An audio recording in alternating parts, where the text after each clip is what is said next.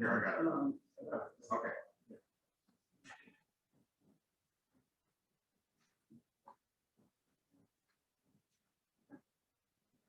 Okay. Hi everyone, I'm Ignacio Massigoge, PhD student under the Doctorate and PhD supervision. And today I'm going to present my second doctoral chapter that is called, entitled Maize Planting Date and Maturity in the US Central Great Plains, Exploring Paths for Intensification. This is a collaboration with the Agronomy Department in Kansas State University, the Statistics Department also, and Portugal.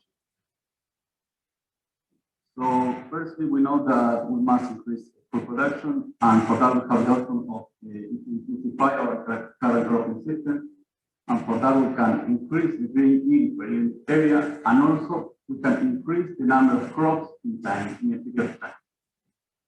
So for that, what we're going to do today, I'm going to show you is that the selection of planting date and harvest maturity are key options for defining regional-based management strategies for maize crops. And for that, what we're going to do, we're going to explore the genotype management and environment effect in the US Central Great Plains region. And we're going to do this with a crop modeling approach. So for that, first, I'm going to show how we calibrate the model. We have a field experiments in Ashland, Kansas during the year 2021. And for that, we have 4 different comparative relative maturity for crops that were attempted through 85, 101, and 115. These last 2 are the ones most used for farmers, so we're going to try to store also shorter genotypes as the first two. And for that, we calibrate the axim model. In this case, we use the axim next generation model.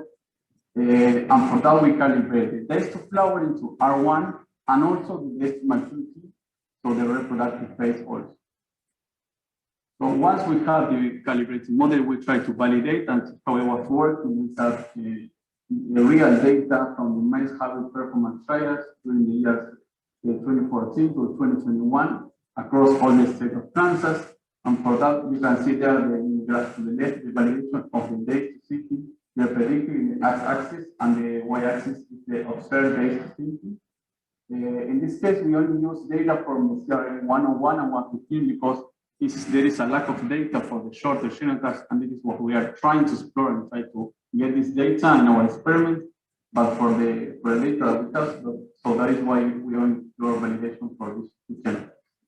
And in the graph to the right, you can see the validation in this case of the grain yield, the predicted the observed relationship. So once we can validate the model, what we did firstly a special clustering, and for that we use the model to predict all the grain yields out of 30 years from 1992 to 2021 for 30 NOAA's weather stations across the central and eastern Kansas and the northern part of Oklahoma. And you can see there the number of clusters that were defined in this graph that we obtained that the optimal number of clusters for the data that we have were a number of 6 clusters.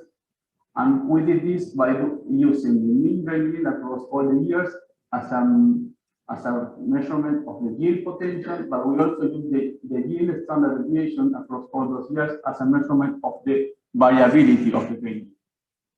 So what we got is that the grain yield decreased in the southeastern to the north central part, and the standard deviation of the grain yield increased in that direction also. And this was explained mainly by the mean cumulative precipitation. There was a difference across 400 millimeters from this part of the region to this part, and also soil texture differences as some counties, for example. So once we have the spatial clustering and we have our defining regions, we try to explain how the different genotypes, and here you can see different shapes representing the 4 different genotypes, how was the effect of planting data. Here you can see the 6 different regions for all of it. And coincidentally with the graph that I showed before, the grain yield was increasing in the east to west direction. So what are the main results from this figure? First, that the spatial environment that we did, that I showed in the previous slide, accounted for most of the observed variability as compared with planting date and the hybrid maturity. Yes. Secondly, that there was a significant three-way interaction between environment, planting date, and hybrid maturity. In all the cases, higher yields, and you can see there were attained with the low maturity hybrid, that means the 101 and the 115. And we have a different for the planting date across the eastern regions and the central region. For the eastern regions, there was a high effect when you late planting days, so the higher yields were attained in early planting days, April, May.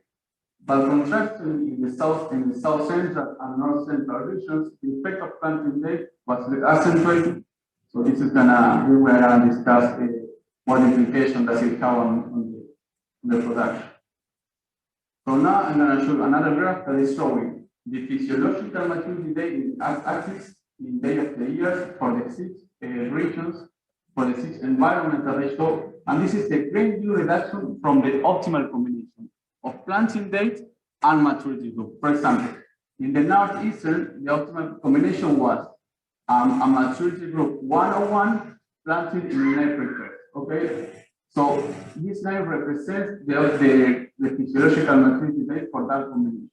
So the points that are to the left means that we can anticipate the harvest as compared with the optimal planting date, but to give us some space for intensify our current cropping season.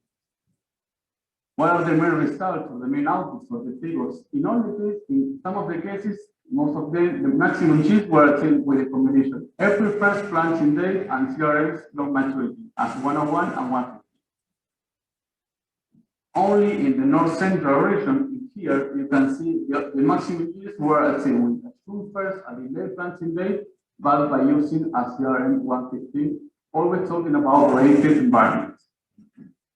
And then, as you can see, in the northeastern and south central, anticipation of harvest date, for example, using a maturity group 85 here and here, planted in April 1st or April 15th, will allow us to intensify and have an optimal anticipation of the maturity date from the optimal combination. And this range between 3 and 16 days for these two regions, the northeastern and south central. And finally, attempts by using a shorter genotype that we have a 4 genotype that was a CRM72, reduce yield across all the regions. And that is why we didn't consider using this the shortest genotype that we have. So finally, what we did, we try to validate the effect of delaying planting days by using farmers' data in the southeastern, eastern, and northeastern environments. And for that, we have a really good result from this validation. And as you can see, coincidentally with the data that we have in the simulations, the maximum penalties by the day planting date were attained in the southeastern environment as compared with the eastern and northeastern environment. So finally, we present opportunities to firstly increase the grain yield per unit area, but we have different regions. For the eastern regions, maximum yields were attained with low maturity harvest and early planting days. But in central environments, late planting days could be an option to stabilize the yield in this less potential environment. And we also present opportunity to increase the number of crops in time. And this opportunity is coming from less yield potential environment as South Central, North Central, and South Central.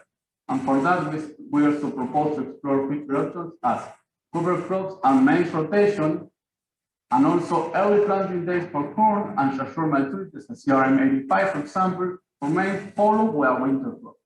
So this could help us to increase the resource capture and also the resource use efficiency. So finally, as a conclusion, in eastern environments, we can maximize grain yield with low maturity harvest and early planting days. In the less potential environments, early or late planting days in central environments might allow us to explore intensification alternatives, either before by service crops or after maize crop by using cash crops, winter cash crops. So future studies will explore the potential of these alternatives, and also we are talking before the effect of the water and the nutrient dynamics on these farming systems, and also consider the effect of breakdown, as we didn't consider, we only explored the physiological maturity date. So from there to harvest to the rain to explore these main phase rotations. Thank you.